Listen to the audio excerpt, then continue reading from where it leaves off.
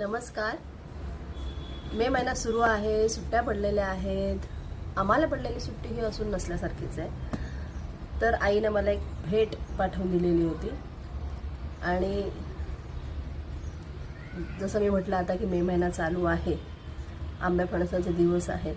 आईने मला पाठवून दिलेला होता फणस. तर तो फणस छोटासा इटुकला पिटुकला तो बघितल्याबरोबर मला आमच्या लहानपणीची आठवण झाली. शेतातून काम करून आल्यानंतर आम्ही तो झाडावरून फणस काढून अख्खाच्या अख्खा आम्ही फणस नाश्ता म्हणून संपवायचो, फस्त करायचो. तर सेम आज तो फणस तसाच्या तसा हा मस्तपैकी मी खाणार आहे. Have a look.